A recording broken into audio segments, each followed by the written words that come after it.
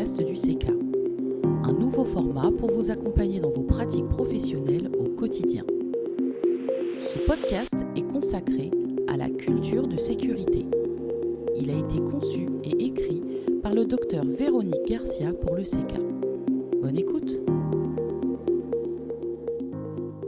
La culture de sécurité prend ses racines dans la culture organisationnelle, ce que l'on appelle aussi la culture d'entreprise.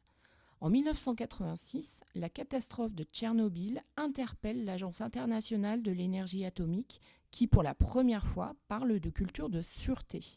Le concept va ensuite être repris en santé.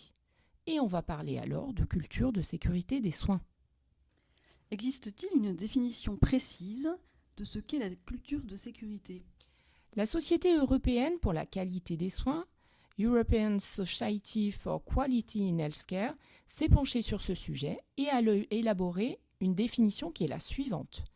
La culture de sécurité désigne un ensemble cohérent et intégré de comportements individuels et organisationnels fondés sur des croyances et des valeurs partagées qui cherchent continuellement à réduire les dommages aux patients, lesquels peuvent être liés aux soins. Ensemble cohérent et intégré de comportements, est-ce que tu peux nous donner quelques explications complémentaires ?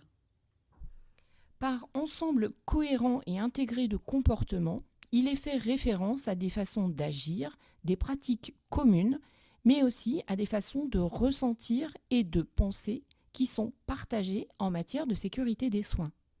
Dans le domaine de la santé, cette culture constitue un élément préalable incontournable à prendre en compte pour mener de manière efficace des actions d'amélioration de la sécurité des patients. Il est maintenant clairement établi que la cause des événements indésirables qui surviennent chez les patients est rarement liée au manque de connaissances des professionnels. Le plus souvent, ces événements indésirables sont le fait de défauts d'organisation, d'absence de vérification, d'insuffisance de coordination ou de communication, bref, qu'ils sont liés à un manque de culture commune de sécurité. Améliorer la sécurité des patients implique de prendre en compte la culture de sécurité des acteurs. James Reason, le père du fameux diagramme en fromage suisse, expert mondialement reconnu pour ses travaux sur l'erreur humaine et inventeur de l'approche systémique pour analyser de manière approfondie la survenue d'accidents, s'est aussi intéressé à ce sujet, n'est-ce pas ? En effet, James Reason a notamment défini le type de valeurs, de croyances et de comportements partagés qui contribuent à cette culture de sécurité. Il a ainsi identifié 4 composantes principales de la culture de sécurité, autrement dit, les manières de faire et de penser qui se rapportent à 4 thématiques principales. La première composante concerne le signalement, la déclaration des événements indésirables associés aux soins. La culture de sécurité est donc plus développée lorsque les professionnels et l'organisation sont convaincus de l'intérêt de signaler ou déclarer les situations dangereuses et les événements indésirables, quelle que soit leur gravité, pour améliorer la sécurité. Passons à la deuxième composante. Il s'agit cette fois de la mise en œuvre de retours d'expérience au sein de l'établissement.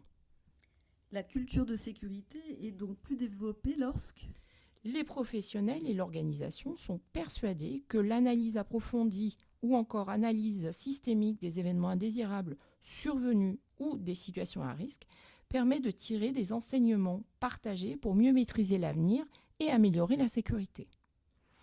Le travail en équipe constitue la troisième composante. la culture de sécurité est donc plus développée lorsque Les professionnels reconnaissent l'impact de la qualité du travail en équipe au sein de l'organisation pour améliorer la sécurité des patients. Donc, si on résume les 3 premières composantes de la culture de sécurité, le signalement des événements indésirables, le retour d'expérience et le travail en équipe, il nous manque donc la 4e et dernière composante. Effectivement, il s'agit de la culture juste. Dans les établissements où la culture juste est en place, le management est équitable et loyal. Il ne tire pas de conclusions hâtives suite à la survenue d'un événement indésirable. En conclusion, pourquoi est-il si important de développer la culture de sécurité ? Il a été démontré que la culture de sécurité a un impact positif sur la sécurité des patients. Elle est un prérequis indispensable à l'efficacité de la mise en œuvre des outils et des méthodes de gestion des risques.